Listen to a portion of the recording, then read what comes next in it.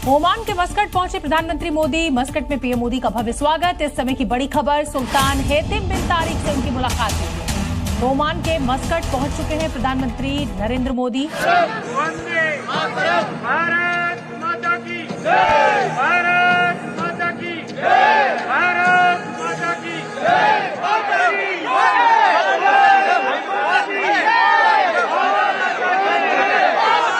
कह लें कि बहुत सारे MOU साइन होने वाले हैं वहां पर, तो हमारे प्राइम मिनिस्टर को इतना रिस्पेक्ट क्यों नहीं दिया जाता as compare to Narendra Modi? रहते तो दोनों एक ही खित्ते के अंदर है, एशिया में ही है, बट अगेन जो प्रायोरिटाइज किया जा रहा है वो पीएम मोदी को बहुत किया जा रहा है। ताल्लुकात दोनों मुल्कों के, इंडिया और ओमान के 1955 में बने। इम्पोर्टेंट प्लेयर है जी। सुल्तान कबूस से अच्छे ताल्लुकात थे, अब सुल्तान हेतम बिन तारिक से अच्छे ताल्लुकात हैं। ओमान के साथ हमारा बहुत अच्छा रिश्ता है। ओमान हमेशा भारत का सपोर्टर रहा है। कश्मीर इश्यू पे, OIC पे भारत का उसने हमेशा साथ दिया है और उन्होंने ये स्टैंड दिया है कि बायलैटरल एग्रीमेंट है बिटवीन इंडिया एंड पाकिस्तान, उसी हिसाब से इसको हमें एक तरह से रिजॉल्व करना चाहिए। ओमान बहुत ही इंपॉर्टेंट है इंडिया के लिए। वहां पर जॉब्स बहुत ज्यादा हैं, ऑयल एंड गैस फील्ड है। लार्जली इंडिया अपनी नेचुरल ऑयल एंड गैस की सप्लाई चेन को एस्टेब्लिश रखने के लिए इन मुल्कों के करीब रहता है। ये सप्लाई रेवोल्यूशनरी है दोस्तों, जो मोदी जी ने वहां पे जाके की है। एक तो जो हमारा ये जो डिपेंडेंसी थी, कभी चाइना के ऊपर, कभी अमेरिका के ऊपर, कभी रशिया के ऊपर, वो खत्म हो गई। अब ये कंट्रीज हमें ब्लैकमेल नहीं कर पाएंगी। और दूसरा, जो हमारे एग्रीकल्चर के लिए जो हमें फर्टिलाइजर चाहिए, हमें इंपोर्ट करना पड़ता है, वो भी हम भारत में बड़े आसानी से कम दाम में हम बना सकते हैं। नमस्कार दोस्तों, हिंदुस्तान तक की एक और वीडियो में आपका फिर से स्वागत है। दोस्तों, एक बहुत बड़ी न्यूज़ निकल के सामने आ रही है। प्राइम मिनिस्टर नरेंद्र मोदी अपनी 3 नेशन फॉरेन विजिट के फाइनल लेग पर ओमान पहुंचे, जहां उनका बहुत ही ग्रैंड और वार्म वेलकम हुआ। मस्कट एयरपोर्ट पर ओमान के डिप्टी प्राइम मिनिस्टर ने पीएम मोदी को रिसीव किया। जैसे ही पीएम मोदी एयरक्राफ्ट से नीचे उतरे, उन्हें फुल गार्ड ऑफ ऑनर दिया गया, जो इंडिया ओमान के स्ट्रॉन्ग डिप्लोमेटिक रिलेशंस को क्लियरली रिफ्लेक्ट करता है। एयरपोर्ट पर रेड कारपेट वेलकम के साथ दोनों लीडर्स ने साथ साथ वॉक किया। ये मोमेंट सिर्फ एक प्रोटोकॉल नहीं था, बल्कि दिखाता था कि ओमान इंडिया को एक ट्रस्टेड स्ट्रेटेजिक पार्टनर के तौर पर देखता है। सिक्योरिटी अरेंजमेंट्स टाइट थे और पूरा एटमॉस्फेयर रिस्पेक्ट और वार्मथ से भरा हुआ था। ओमान पहुंचकर पीएम मोदी ने इस विजिट को इंडिया ओमान रिलेशंस के लिए काफ़ी इंपॉर्टेंट बताया। दोनों देशों के बीच हिस्टोरिकल, कल्चरल और ट्रेड टाइज काफ़ी पुराने रहे हैं। भारत और ओमान के रिलेशंस सिर्फ डिप्लोमेसी तक लिमिटेड नहीं रहे, बल्कि डिफेंस, एनर्जी, ट्रेड और इंडियन डायस्पोरा के लेवल पर भी काफ़ी स्ट्रॉन्ग रहे हैं। दोस्तों, वीडियो में बनी रहिए, वीडियो आगे और भी ज़्यादा इंटरेस्टिंग है।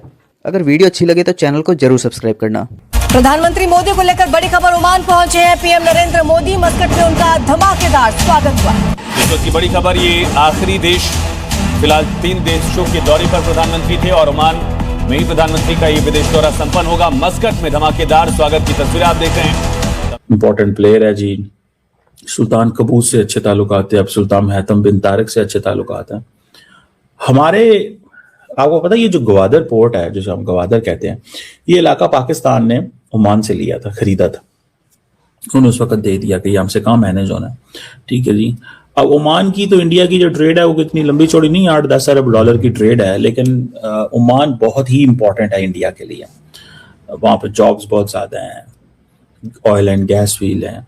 लार्जली इंडिया अपनी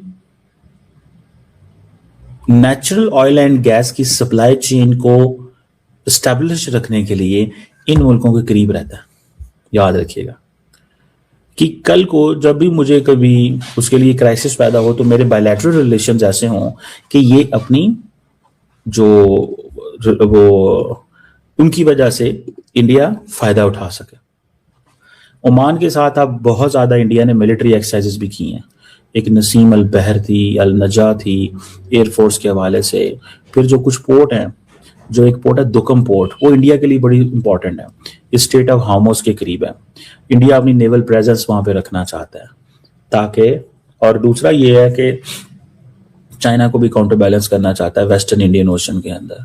फिर वो 7 लाख के करीब इंडियंस हैं ओमान के अंदर।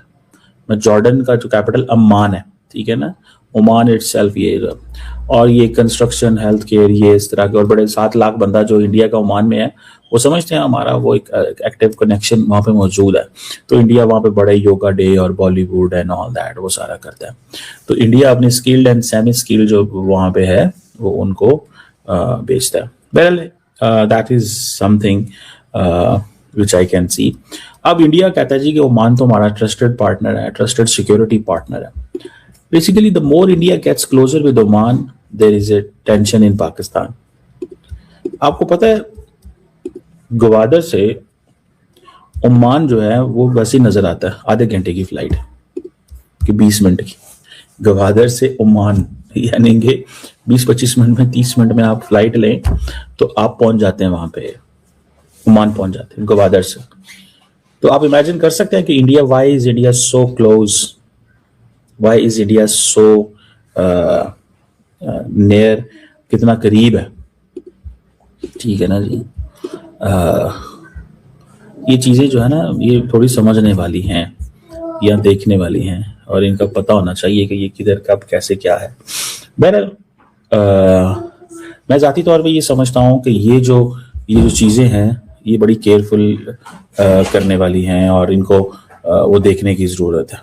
ठीक है जी। सो मैं अब जब ये ओमान के जो मोदी साहब का जो विजिट है उसको जब मैं देखता हूँ तो मुझे ऐसे लगता है कि इंडिया जो है वो हर कीमत पे अपने ताल्लुकात को अच्छे रखना चाहता है और वो नहीं पीछे हटना चाहता। ठीक है ना जी। तो ये चीज़ जो है वो दैट इज़ वन थिंग जो मुझे नज़र आ रही है और मैं उसको देख भी रहा हूँ।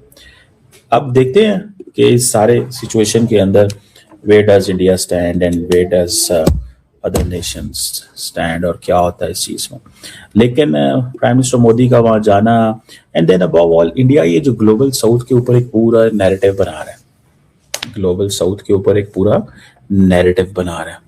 ओमान के साथ हमारा बहुत अच्छा रिश्ता है। ओमान हमेशा भारत का सपोर्टर रहा है।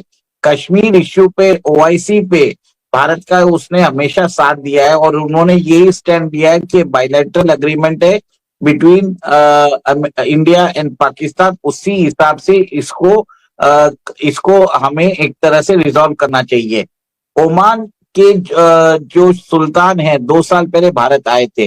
फिर ओमान ने हमारे साथ जो यूपीआई का एग्रीमेंट है, हमारा जो यूनिफाइड पेमेंट इंटरफेस है, वो ओमान में भी चलता है। सबसे बड़ी बात है कि ओमान के साथ पॉसिबली हम कॉम्प्रिहेंसिव इकोनॉमिक पार्टनरशिप एग्रीमेंट का जो है वो साइन कर सकते हैं। देखिए भारत के ऊपर अभी सैंक्शंस लगे हैं, अमेरिकन सैंक्शंस, तो भारत बहुत सारे देशों के साथ फ्री ट्रेड एग्रीमेंट कर रहा है। जैसे अभी न्यूज आई है कि ईयू के साथ वो एग्रीमेंट करेंगे जनवरी 27, 2026 को। और ओमान के अंदर भी विजिट करने पे हमारे पार्लियामेंट, हमारी जो हमारी ओमान की पार्लियामेंट और हमारी जो प्राइम मिनिस्टर काउंसिल की जो मिनिस्ट्री है, उन्होंने इसको एक तरह से हरी झंडी दे दी है। भारत और ओमान के बीच में $12 बिलियन का एक तरह से ट्रेड है, बहुत ज्यादा। आप ये देखिए कि ओमान जो है हमें, Oman is one of the largest exporter of petrochemicals और बहुत सारा जो ये इसके कारण हमारा ट्रेड बढ़ेगा। सबसे बड़ी बात यह है अंबर जी कि ओमान हमको 25 से 27 जो जैगुआर जेट्स है जो उन्होंने डीकमीशन कर दिए वो भारत को देने वाला है। भारत ये जेट्स भारत आएंगे और इसके जो स्पेयर पार्ट्स है वो हम यूज करेंगे हमारे जैगुआर के जेट्स में। दोस्तों इस विजिट के दौरान पीएम मोदी ने ओमान के टॉप लीडरशिप के साथ हाई लेवल टॉक्स की। इन बैठकों में बायलैटरल कोऑपरेशन को और स्ट्रॉन्ग करने पर फोकस रहा। ट्रेड और इन्वेस्टमेंट को बूस्ट करने के लिए एक एम्बिशियस ट्रेड डील पर भी डिस्कशन हुए, जिससे दोनों इकोनॉमीज को फायदा मिलने की उम्मीद है। ओमान मिडल ईस्ट में इंडिया के लिए एक की पार्टनर माना जाता है, खासकर मैरीटाइम सिक्योरिटी और एनर्जी कोऑपरेशन के मामले में। इस विजिट से ये क्लियर सिग्नल गया कि इंडिया गल्फ रीजन के साथ अपने इंगेजमेंट को और डीपन करना चाहता है। पीएम मोदी का ओमान दौरा उनकी 3 नेशन विजिट का फाइनल चैप्टर था, लेकिन इसका इम्पैक्ट काफ़ी लॉन्ग टर्म माना जा रहा है।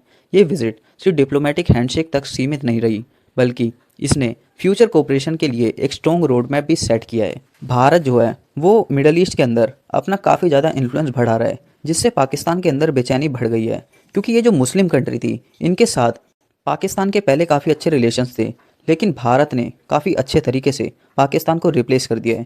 क्योंकि भारत की इकोनॉमी ऐसी है, भारत बढ़ती सुपर पावर है और इसलिए वो पूरे वर्ल्ड के अंदर अपना इन्फ्लुएंस बढ़ा रहा है। दोस्तों, आपको वीडियो कैसी लगी? अगर वीडियो अच्छी लगी तो चैनल को जरूर सब्सक्राइब करें। मिलते हैं हिंदुस्तान तक की अगली वीडियो में, तब तक के लिए धन्यवाद। जय हिंद।